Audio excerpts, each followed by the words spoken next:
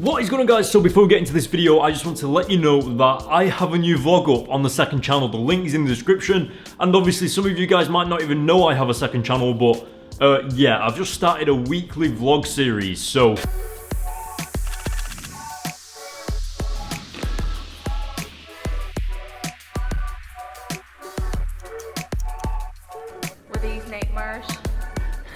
So yeah, links in the description, go check it out and subscribe if you want more of that. And yeah, let's get into the video. So it's been a couple of weeks, but this is the review for Ultimate Spider-Man issue 118. Now, if you remember, previous issue we sort of ended that chapter, that saga, and now in this comic we're getting into a brand new saga. And you know what the Ultimate Spider-Man comics are like, where it feels like you have to catch up with certain characters every single time a saga ends?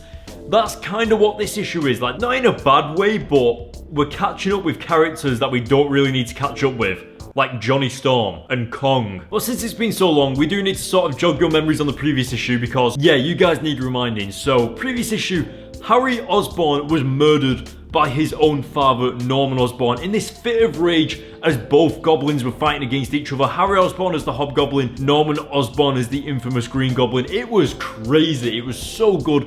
The issue was so impactful, and the emotion when Harry Osborn died, when Norman Osborn realized what he had done to his son, that he had killed his son. Man, that emotion was crazy. Like, I'm getting goosebumps, legit. But once again, Peter Parker is left to pick up the pieces, sort of walking around knowing that his Spider-Man life has taken one of his best friends. And it's really important because Harry Osborn was one of the major core characters at the beginning of this Ultimate Spider-Man series, so he's gone. He's dead. He's not coming back. So yeah, you guys have waited long enough, and hopefully this delivery doesn't arrive whilst we're reviewing it. Let's go.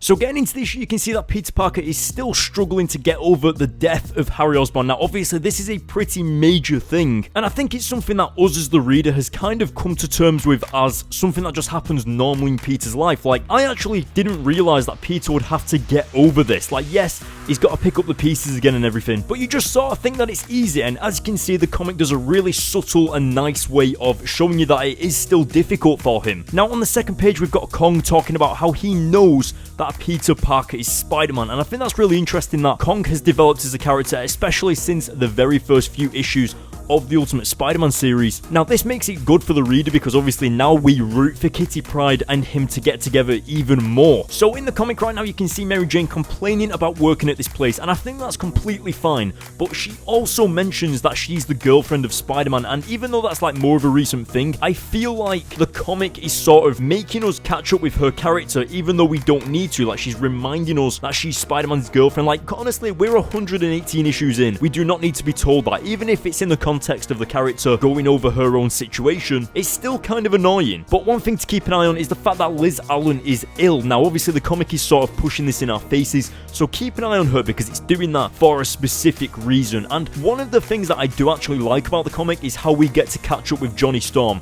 Now, I think it's a little bit unnecessary that we have to catch up with the rest of the characters, but Johnny Storm is someone who I feel like we actually do need to catch up with, especially now that he's part of the famous Fantastic Four. He's going to have these awkward situations where people are going to go on dates with him just because he's famous, and I like to see that side of it. I like to see that perspective. And you've got to remember, all of his friends still go to high school, so he can't just kind of rock up there anytime he wants, even though he does right now. You can see that it's a little bit difficult for him. Now, you can always tell you're in a new chapter of the Ultimate Spider-Man comics because it feels like you're catching up with all the characters. You're starting a new saga because characters sort of tend to come in. Like, imagine if Johnny Storm came in whilst Peter was still dealing with the Harry Osborn situation. Like, without even realizing, if you was just reading this as an entire series, you would be able to tell that these sagas are separated. Now, in this particular situation, I love it how Peter Parker just kind of stood there in the background like his identity is going to be revealed because all of these characters are showing up. Especially now that you're looking on screen and we've got Johnny Storm, we've got Kitty Pryde being called over.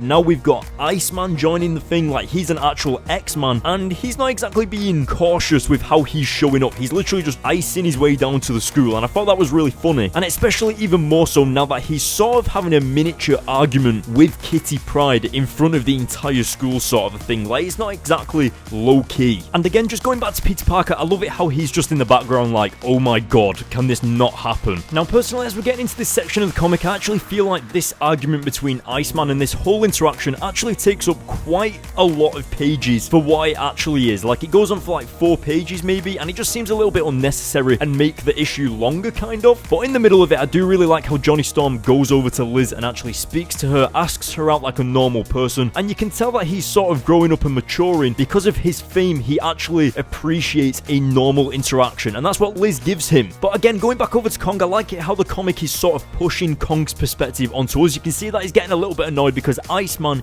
is technically, well, he is Kitty Pryde's ex-boyfriend, so that's a little bit awkward for Kong. And you can tell just by how the artwork is drawn that he actually does like Kitty, like he's sort of just being there as moral support, not really getting involved in any way, but you can just tell there's that presence that he likes her and he's being that good guy. Now, something else that I really liked about this issue was the fact that we get to see these characters in a normal environment. Like, I'm pretty sure this entire Ultimate Spider-Man series, I've never seen the heroes hang out as just regular people, like going to the beach. Like, we've had a few dates with Mary Jane and Peter Parker where they've gone to a dinner date or the cinema or something like that, but nothing ever like this where they've genuinely just had a day off. So it's strangely really interesting. If these panels were in any other comic book, probably wouldn't care that much, but because it's in an Ultimate Spider-Man comic, it stands out a lot. Now, as we get even further, we're going on to like this campfire situation on the beach. Everyone's having a really good time, and this is where it highlights the awesomeness of Mary Jane and Peter Parker's relationship, still thriving, especially over the last couple of issues and sagas. It's still just as awesome to see their relationship develop as we get through this series. Now, if you remember last time when Johnny Storm and Liz were on a date, when Johnny Storm was first introduced into the comics, Johnny Storm scared Liz because he hadn't been revealed to be the Human Torch yet, whereas this time it's Liz who scares everybody else when she suddenly lights on fire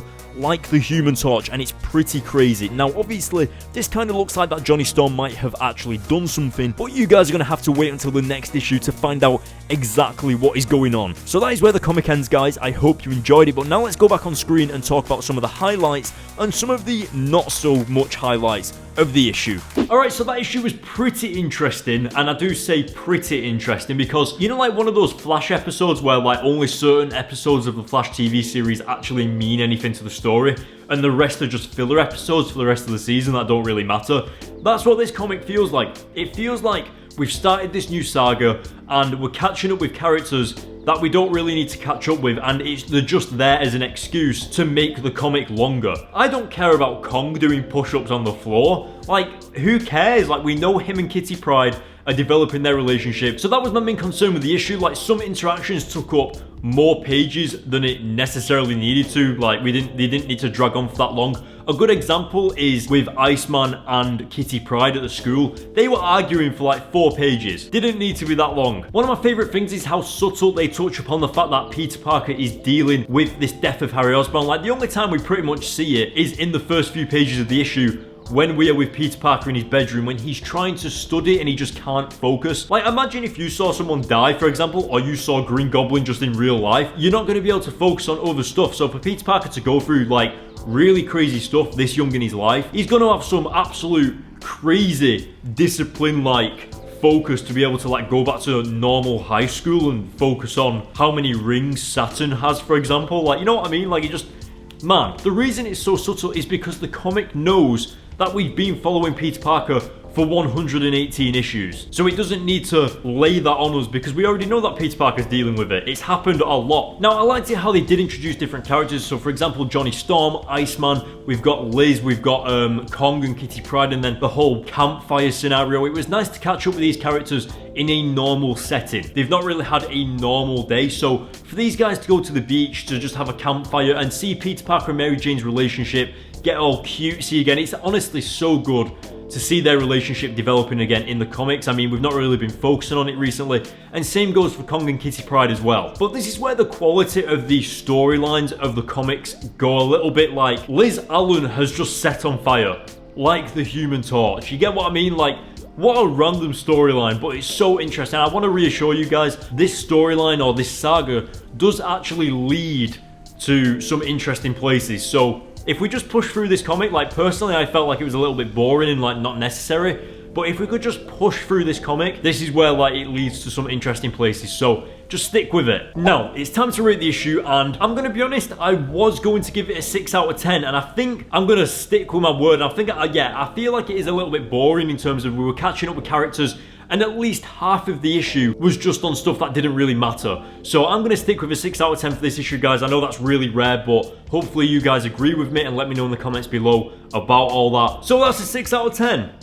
Whoa, yeah, I know. But as I've just said, I felt like half the issue didn't really matter. Like you could literally rip pages out of the comic and it would still all make sense. You get what I mean? So anyway, yes guys, remember I've uploaded a vlog to my second YouTube channel. The link is in the description. Just go check it out. If you want to see more of those vlogs, then hit the subscribe button on my second channel. Yeah, if you guys want more of these Ultimate Spider-Man comics, I hope you enjoyed this review. Obviously, more Spider-Man comics, and like we've got like Venom coming out soon, and we've got like Spider-Man PS4, and it's just so interesting. So guys, if you want more of that, hit the like button on this video, hit the subscribe button. All links to my social media are in the links in the description. Thank you for watching. Goodbye.